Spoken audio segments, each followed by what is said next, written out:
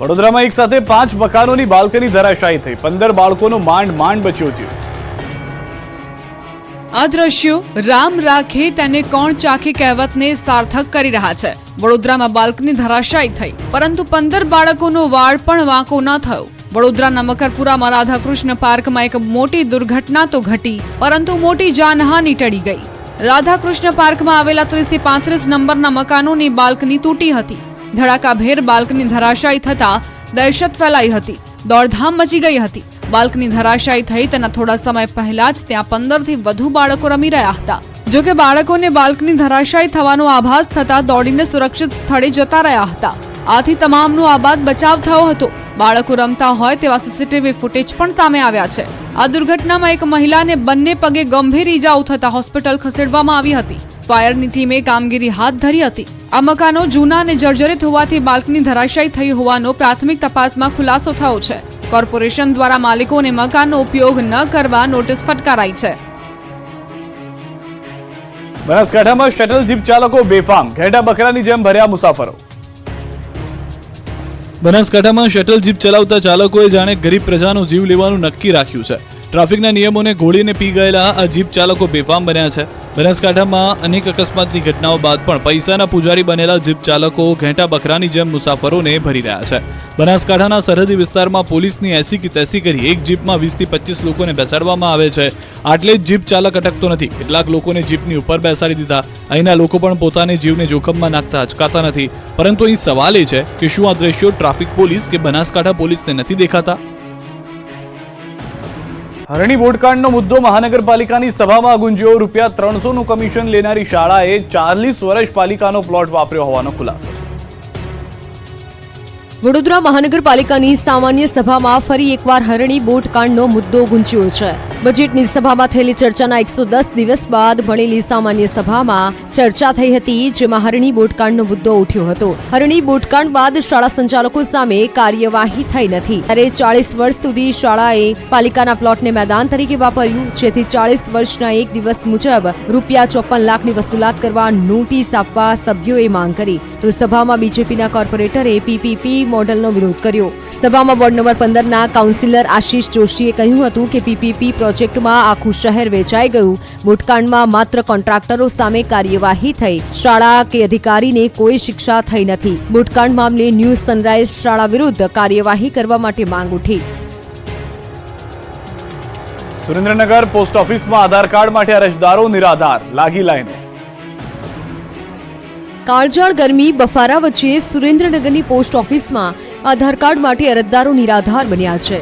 Surendranagar post ઓફિસમાં આધાર card update કરાવવા માટે વહેલી સવારથી લોકોની લાંબી લાઈનો લાગી છે। દૈનિક માત્ર 35 લોકોને જ આધાર કાર્ડ અપડેટ માટે ટોકન આપવામાં આવતા અન્ય અરજદારોને ધરમધક્કો થઈ રહ્યો છે। વહેલી સવારથી અંદાજિત 200 થી વધુ લોકો લાઈનમાં ઉભા રહે છે, પરંતુ ટોકન માત્ર 35 લોકોને જ મળતા અરજદારોમાં રોષ ભભૂકી ઉઠ્યો છે। મુખ્ય પોસ્ટ ઓફિસ સિવાય જનસેવા કેન્દ્ર અને બેંકોમાં આધાર કાર્ડ અપડેટ કરાવવાની કામગીરી બંધ રહેતા લોકોને ભારે હાલાકી થઈ રહી છે। આ બાજુ અમદાવાદ વસ્ત્રાલમાં સર્કલ ઓફિસરની કચેરીએ આવકના દાખલા માટે હજુ પણ લોકો ધરમધક્કા ખાઈ રહ્યા છે। 10 વાગ્યા પછી પણ ઓફિસ ન ખુલતા લોકોને કલાકો સુધી લાઈનમાં બેસી રહેવું પડે છે। બારડોલીમાં ગટરના પાણી ઉભરાતા રોડ પર નદીઓ વહી।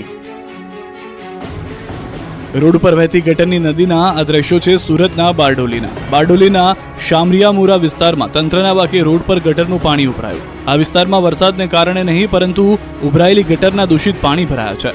શામરિયામુરા વિસ્તારમાં ઘૂંટણસમાં પાણી ભરાઈ જતા રોડ પર જાણે નદી વહેતી હોય તેવા દ્રશ્યો સામે આવ્યા। આ વિસ્તારમાં 3 વર્ષથી સ્થાનિકો દૂષિત પાણી ભરાવાની સમસ્યાથી પરેશાન છે, પરંતુ પાલિકાની નિષ્કાળજીને કારણે ઉકેલ આવતો નથી। ગટર ઉભરાતા સ્થાનિકોને ઘૂંટણસમાં દૂષિત પાણીમાંથી ચાલવા મજબૂર બન્યા છે। ફક્ત ગટર ઉભરાતા આ સ્થિતિ છે તો ચોમાસામાં વરસાદ સમયે શું થશે તેની ચિંતામાં સ્થાનિકો છે। સ્થાનિકોના મતે ચોમાસામાં આ વિસ્તાર બેટમાં ફેરવાય છે। ગુજરાત વિધાનસભાની પેટા ચૂંટણીમાં જીતેલા 5 ધારાસભ્યોએ લીધા શપથ। લોકસભાની ચૂંટણી સાથે ગુજરાતમાં 5 વિધાનસભાની પેટા ચૂંટણી પણ યોજાઈ હતી। આ તમામ બેઠકો સત્તાધારી પક્ષ ભાજપે જીતી હતી, ત્યારે ગાંધીનગર ખાતે નવા ચૂંટાયેલા ધારાસભ્યોનો શપથ ગ્રહણ સમારોહ યોજાયો હતો। પેટા ચૂંટણીમાં જીતેલા 5 ધારાસભ્યોએ શપથ લીધા। વિધાનસભાના અધ્યક્ષ શંકરસિંહ ચૌધરીએ તમામ ધારાસભ્યોને શપથ લેવડાવ્યા હતા। પોરબંદરથી અર્જુન મોઢવાડિયા, વિજાપુરથી સીજે ચાવડા, વાઘોડિયાથી ધર્મેન્દ્રસિંહ વાઘેલા, ખંભાતથી ચિરાગ પટેલ અને માણાવદરથી અરવિંદ લાડાણીએ હવે સેવાના શપથ લીધા. આ પ્રસંગે રાજ્યના મુખ્યમંત્રી ભૂપેન્દ્ર પટેલ, આરોગ્ય મંત્રી ઋષિકેશ પટેલ, ગૃહ રાજ્યમંત્રી હર્ષ સંઘવી, નાણામંત્રી કનુભાઈ દેસાઈ સહિત અન્ય અગ્રણી નેતાઓ ઉપસ્થિત રહ્યા હતા. નવા ધારાસભ્યોએ શપથ લેતા આ સાથે જ વિધાનસભાની કુલ 182 બેઠકો પૈકી 181 બેઠકોનું સંખ્યાબળ થઈ ગયું. વિધાનસભામાં ભાજપનું સંખ્યાબળ 161 થઈ ગયું છે, તો કોંગ્રેસ પાસે હવે 13 ધારાસભ્ય બચ્યા છે. તો આમ આદમી પાર્ટીના 4, એસપીના 1 અને અપક્ષના 2 ધારાસભ્ય છે. હાલમાં વિધાનસભાની ફક્ત એક જ વિસાવદર બેઠક ખાલી પડી છે. આ બેઠક પર લોકસભાની ચૂંટણી સાથે પેટા ચૂંટણી નહોતી યોજાઈ. કોર્ટમાં અરજી પેન્ડિંગ હોવાથી આ બેઠક પર ચૂંટણી નથી યોજાઈ. અગાઉ વિસાવદરના તત્કાલીન આપ એમએલએ ભૂપત ભાયાણીની જીતને હર્ષદ રીબડિયાએ હાઈકોર્ટમાં પડકારી હતી. જો કે બાદમાં ભૂપત ભાયાણી ભાજપમાં જોડાયા હતા. બીજી તરફ બનાસકાંઠાની વાવ બેઠકના એમએલએ ગેનીબેન ઠાકોર લોકસભા બેઠક જીતતા વાવ બેઠક પરથી રાજીનામું આપશે, એટલે ફરી વિધાનસભા ખંડિત થઈ શકે છે. માણાવદરમાં ભાજપના 2 નેતાઓ વચ્ચે વિવાદ આવ્યો સપાટી પર. માણાવદરના ભાજપના ધારાસભ્ય અરવિંદ લાડાણીએ કાઢ્યો બળાપો. માણાવદરના ભાજપના ધારાસભ્ય અને પૂર્વ ધારાસભ્ય વચ્ચેનો વિવાદ સપાટી પર આવી ગયો છે. કોંગ્રેસમાંથી ભાજપમાં આવેલા અને પેટા ચૂંટણીમાં માણાવદરથી જીતેલા ધારાસભ્ય અરવિંદ લાડાણીએ બળાપો કાઢ્યો છે. પૂર્વ કેબિનેટ પ્રધાન અને માણાવદરના પૂર્વ ધારાસભ્ય જવાહર ચાવડા પર ગંભીર આરોપ લગાવ્યા છે. ધારાસભ્ય પદના શપથ લીધા બાદ અરવિંદ લાડાણીએ જવાહર ચાવડા પર પ્રહાર કર્યા. અરવિંદ લાડાણીએ આરોપ લગાવ્યો કે ચૂંટણીની શરૂઆતથી જવાહર ચાવડા સુષુપ્ત હતા, મને જીતના અભિનંદન નથી આપ્યા. ગંભીર આરોપ લગાવતા કહ્યું કે તેમણે ભાજપ વિરુદ્ધ કામ કર્યું છે. જવાહર ચાવડા સાથે કંઈ લેવા દેવા નથી. અમારી કોઈ પણ મીટિંગમાં હાજરી તેમની હતી નહીં. સંસદનો શપથ લેતા પહેલા બનાસકાંઠાના ગેનીબેન માં અંબાજીના દ્વારે માથું ટેકવતા જોવા મળ્યા. ગુજરાતના એકમાત્ર કોંગ્રેસના સાંસદ બનાસકાંઠાના ગેનીબેન ઠાકોર લોકસભાની ચૂંટણી જીત્યા બાદ દિલ્હી ગયા હતા. માદરે વતન બનાસકાંઠા પરત ફરતા સૌપ્રથમ સાંસદ સભ્ય તરીકે ગેનીબેન શક્તિપીઠ અંબાજી મંદિરે માં અંબાના દર્શને પહોંચ્યા. અંબાજીમાં કોંગ્રેસના કાર્યકર્તાઓએ તેમનું ઢોલ નગારા અને ફૂલહાર કરી ફટાકડા ફોડી સ્વાગત કર્યું ને ત્યાંથી ગેનીબેન ખુલ્લી જીપમાં રોડ શો સ્વરૂપે અંબાજી મંદિરે પહોંચ્યા, જ્યાં તેમને અન્ય શ્રદ્ધાળુઓની જેમ જ લાઇનમાં ઉભા રહી સભા મંડપમાં અન્ય યાત્રિકોની વચ્ચે રહી બપોરની આરતીનો લાભ લીધો. પૂજારી દ્વારા કુમકુમ તિલક કરી ચુંદડી ઓઢાડી આશીર્વાદ આપવામાં આવ્યા. ત્યારબાદ ગેનીબેન માતાજીની ગાદી ઉપર ભટ્ટજી મહારાજ પાસે રક્ષા પોટલી બંધાવી આશીર્વાદ લેતા જોવા મળ્યા. લોકસભા ચૂંટણીમાં કેટલાક બાંગ્લાદેશીઓએ કર્યું મતદાન. નકલી પાસપોર્ટ બનાવીને બાંગ્લાદેશીઓએ મતદાન કર્યાનું ખુલ્યું છે.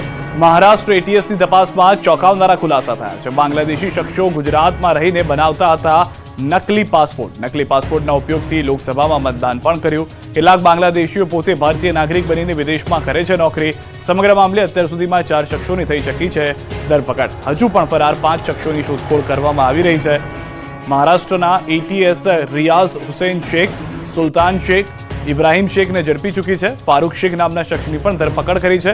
રિયાઝ અને સુલતાને મુંબઈમાં મતદાન કર્યું. તમામ 4 આરોપીને માજગામ કોર્ટમાં રજૂ કરાયા. કોર્ટે 3 આરોપીઓને જ્યુડિશિયલ કસ્ટડીમાં મોકલ્યા. એક આરોપી ફારૂક શેખ 14 જૂન સુધી એટીએસની કસ્ટડીમાં રહેશે. બોડેલીમાં કેળની ખેતી કરતા ખેડૂતો પર કુદરતી આફત આવી પડી છે. ફરી એક વખત કુદરત નારાજ થયું છે. ફરી મહેનત પર ફર્યું છે પાણી. તબાહ થઈ ગયેલા ખેતરોના દ્રશ્યો છે બોડેલી પંથકના. કેળની ખેતી કરતા ખેડૂતોએ 11 માસ સુધી સતત મહેનત કરી લીલાછમ કેળના છોડ પર ફળ આવી ગયા, પણ એક જ વાવાઝોડું આવ્યું ને તમામ છોડ જમીનદોસ્ત થઈ ગયા. મોંઘાદાટ બિયારણ નાખી કડી મહેનત કરી દેવું ખર્ચું કરી જ્યારે ઉપજ મેળવવાનો વારો આવ્યો ત્યારે વરસાદ અને વાવાઝોડાએ પાણી ફેરવી નાખ્યું. ભારે પવન સાથે વરસાદ પડતા બોડેલીના ગામડામાં કેળની ખેતી તબાહ થઈ ગઈ. મોટાભાગના ખેતરોમાં કેળના છોડ કુદરતની થપાટથી નમી ગયા. કેળનો પાક વેરવિખેર થઈ ગયો. ઉપલા છાપરી ખેતીમાં નુકસાન વેઠવાનો ખેડૂતોને વારો આવ્યો. નુકસાનીને લઈ કંગાળ થવાના આરે આવેલા ખેડૂતોને એક આશા હવે સરકાર પાસે છે. ઘોઘા તાલુકામાં કરોડો રૂપિયાના ખર્ચે બનેલી કેનાલ બની ખંડેર. ખેડૂતો માટે સર્જાય કમઠાણ. જોઈ લો આ દ્રશ્યો. તમને કોઈ ગટર લાગતી હશે, તમને કોઈ ખાઈ લાગતી હશે, પણ શરમની વાત એ છે કે આ કરોડો રૂપિયાના ખર્ચે બનેલી કેનાલ છે. રાજ્ય સરકારના સિંચાઈ વિભાગ દ્વારા ભાવનગર જિલ્લાના ઘોઘા તાલુકામાં કરોડો રૂપિયાના ખર્ચે ડાબા કાંઠાની કેનાલનું નિર્માણ તો કરી દેવામાં આવ્યું, પરંતુ આ કેનાલમાં 35 વર્ષ બાદ પણ પાણીનું એક ટીપું પણ આવ્યું નથી, જેના કારણે ઉનાળાના કપરા દિવસોમાં ખેડૂતોની ખેતી સુકાઈને નિષ્ફળ જઈ રહી છે. કેનાલની જાળવણી નહીં કરતા આજે આ કેનાલનું અસ્તિત્વ પણ જોખમમાં મુકાયું છે. 196 કિલોમીટરમાં પથરાયેલી કેનાલ ઠેક ઠેકાણેથી તૂટેલી છે. જેથી ખેડૂતો માટે કેનાલ હવે કઠણાઈરૂપ બની ગઈ છે. જ્યારે નહેર વાટે પાણી છોડવામાં આવે છે ત્યારે ભારે માત્રામાં પાણીનો પ્રવાહ જમીનમાં જતો રહે છે. હાલની પરિસ્થિતિ તો એવી છે કે આ કેનાલો શોભાના ગાંઠિયા સમાન બંજર બની ચૂકી છે. આ અંગે અનેક રજૂઆત બાદ પણ કોઈ પરિણામ આવ્યું નથી. મોરબીમાં 45 હિન્દુ મંદિરોને પુરાવા રજૂ કરવા નોટિસ, હિન્દુ સમાજમાં રોષ.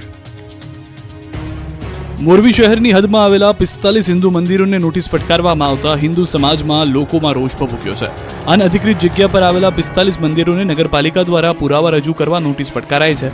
લોકોનો આક્ષેપ છે કે માત્ર હિન્દુ મંદિરોને જ ટાર્ગેટ કરી નોટિસ અપાય છે, અન્ય ધર્મસ્થાનને નહીં. જેને લઈને હિન્દુ સમાજના લોકોએ કલેક્ટરને હિન્દુ મંદિરોને યથાવત રાખી હિન્દુઓની આસ્થાને ઠેસ ન પહોંચાડવા ઉપર સુધી રજૂઆતના જિલ્લા કલેક્ટરને આવેદનપત્ર આપ્યું છે. તો આ મુદ્દે મોરબી જિલ્લા કલેક્ટરનો દાવો છે કે સુપ્રીમ કોર્ટના આદેશ અનુસાર કાર્યવાહી થઈ રહી છે અને હજુ સુધી ક્યાંય પણ ધાર્મિક સ્થળોમાં તોડફોડ કરાઈ નથી. તમામ ધાર્મિક સ્થળોને પુરાવા રજૂ કરવા નોટિસ આપવામાં આવી છે અને આ પ્રકારની નોટિસ કોઈ એક ધર્મના કે ધાર્મિક સ્થાનને જ નહીં પરંતુ તમામ ધર્મના સ્થાનોને નોટિસ આપવામાં આવી છે. લોકોની માંગ છે કે એક પણ મંદિર શહેરના કોઈ પણ રહીશો માટે અવરોધરૂપ નથી તેમજ ટ્રાફિક માટે અડચણરૂપ નથી, તેથી તે મંદિરને યથાવત રાખવા. રાજકોટથી સમાચાર. ત્રંબા ગામમાં સનાતન સંત સંમેલનમાં દેશભરના સાધુ સંતો ઉપસ્થિત રહ્યા. હિન્દુ દેવી દેવતાઓ વિશે અપમાનને લઈને ચર્ચા કરવામાં આવી. પુસ્તકોમાં અપમાન અંગે બેઠકમાં ચર્ચા. લીંબડી, જૂનાગઢ બાદ ત્રંબા ખાતે ત્રીજી સભા મળી.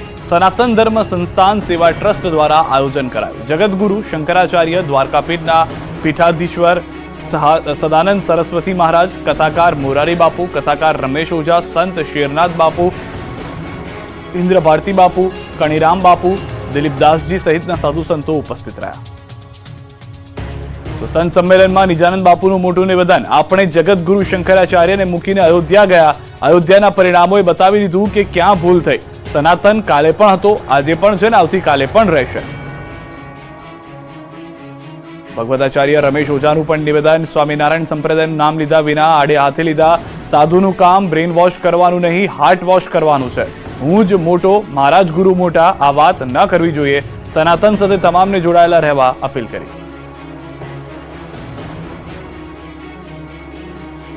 મિશ્ર ઋતુનો અહેસાસ થતા દ્વારકામાં રોગચાળો વકર્યો. હોસ્પિટલો દર્દીઓથી ઉભરાઈ. રાજ્યમાં મિશ્ર વાતાવરણના કારણે રોગચાળાએ માથું ઊંચક્યું છે. લોકોમાં વાયરલ ઇન્ફેક્શનનું પ્રમાણ ખૂબ વધ્યું છે, જેના કારણે દ્વારકા જિલ્લાની હોસ્પિટલો દર્દીઓથી હાઉસફુલ થવા લાગી છે. દ્વારકા જિલ્લામાં શરદી, ઉધરસ, તાવ, શરીરમાં કળતર, ઝાડા, ઉલટી જેવા રોગોનું પ્રમાણ વ્યાપક પ્રમાણમાં વધ્યું છે. દ્વારકા જિલ્લાની સૌથી મોટી ખંભાળિયા સરકારી હોસ્પિટલ દર્દીઓથી ઉભરાઈ રહી છે.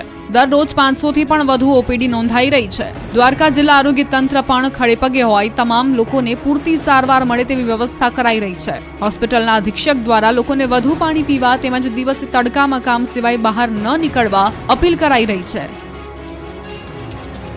જનતાને દૂધ બાદ દહીંનો ઝટકો. અમૂલના દૂધ બાદ હવે દહીં પણ મોંઘા. 1 રૂપિયાથી લઈ 10 રૂપિયા સુધીનો વધારો. મોંઘવારીએ માજા મૂકી છે ત્યારે જનતાને દૂધ બાદ હવે દહીંનો ઝટકો લાગ્યો છે. કેમ કે અમૂલે દૂધના ભાવમાં લીટરે 2 રૂપિયાનો વધારો કર્યા બાદ હવે મસ્તી દહીંના ભાવમાં 1 રૂપિયાથી લઈ 10 રૂપિયા સુધીનો વધારો ઝીંકાવ્યો છે. અમૂલ મસ્તી દહીં 200 ગ્રામનો જૂનો ભાવ 18 હતો અને તે હવે વધી 19 છે. અમૂલ મસ્તી દહીં 400 ગ્રામનો જૂનો ભાવ 34 રૂપિયા હતો, જે વધી 35 રૂપિયા થયો છે. અમૂલ મસ્તી દહીં 1 કિલોનો ભાવ 72 હતો, તે વધી 75 થયો છે. અમૂલ મસ્તી દહીં 1 કિલો બકેટ જૂનો ભાવ 100 રૂપિયા હતા, જે વધીને 110 રૂપિયા થયા છે. અઠવાડિયા પહેલા દૂધમાં લીટરે 2 રૂપિયાનો વધારો કરાયો હતો. દૂધ બાદ દહીંના ભાવમાં પણ વધારો કરાતા ગ્રાહકો માટે મોટો ઝટકો સમાન છે. ગોંડલમાં ચાલતા ગેરકાયદે બાયોડીઝલના રેકેટનો પર્દાફાશ. રાજકોટના ગોંડલથી ફરી એકવાર ગેરકાયદે બાયોડીઝલના રેકેટનો પર્દાફાશ થયો છે. ગોંડલ તેમજ કાગવડ પાટિયા નજીક સ્ટેટ મોનિટરિંગ સેલે દરોડા પાડ્યા હતા. દરમિયાન મોટી માત્રામાં બાયોડીઝલનું વેચાણ થતું હોવાનું ખુલ્યું હતું. ગોંડલ જામવાડી નેશનલ હાઈવે પર નજીક આવેલા કનૈયા હોટલમાંથી 7,000 લીટર બાયોડીઝલ તેમજ પેટ્રોલ પંપ મળી કુલ 16,56,470 નો મુદ્દામાલ પકડી પડાયો છે. આ જગ્યા પરથી પોલીસે બાયોડીઝલ વેચનાર માલિક અને સપ્લાયર સહિત 6 થી વધુની ધરપકડ કરી છે. જ્યારે 3 ફરાર છે. મળતી માહિતી પ્રમાણે રાજકોટ ગ્રામ્ય વિસ્તારમાં ઓરડી બનાવી બાયોડીઝલનું ગેરકાયદે વેચાણ હાથ ધરવામાં આવતું હતું. વાવણી સમયે જ મોરબી પંથકના ખેડૂતો સાથે મોટી છેતરપિંડી. નકલી ખાતર વેચનારા સોદાગરો પકડાયા. ચોમાસું આવતા જ ખાતરમાં ભેળસેળ કરતા લોકો બિલાડીની ટોપની માફક ફૂટી નીકળ્યા છે. ત્યારે ફરી મોરબીથી નકલી ખાતરના સોદાગરો પકડાયા.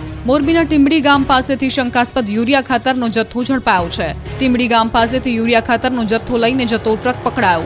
પોલીસે તપાસ કરતા 350 બોરીમાંથી 16,280 કિલો યુરિયા ખાતર કબજે કર્યું છે.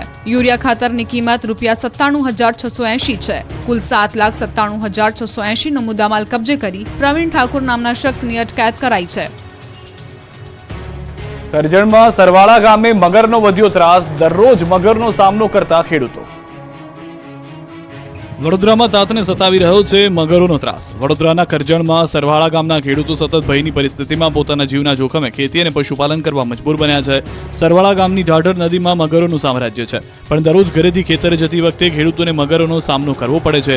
એક બે દિવસે મગરોના જીવલેણ હુમલાનો તાત અને પશુઓ ભોગ બની રહ્યા છે. એવું નથી કે નદી પર કોઝવે બનાવવાના તંત્રને રજૂઆત નથી કરાય, એવું પણ નથી કે પોતાનો જીવ બચાવવા ખેડૂતો દ્વારા કોઈ પ્રયત્ન નથી કરાયો. એક વાર નહીં પણ અનેક વાર રજૂઆત કરવા છતાં કોઈ સહાય ન મળતા ખેડૂતોને નદીમાં જાતે જ પગદંડી બનવા મજબૂર થવું પડી રહ્યું છે. જો કે ચોમાસામાં આ પગદંડી પાણીમાં ગરકાવ થતા ખેડૂતોની મુશ્કેલીમાં પારાવાર વધારો થશે. પગદંડી પાણીમાં ગરકાવ થતા ખેડૂતોને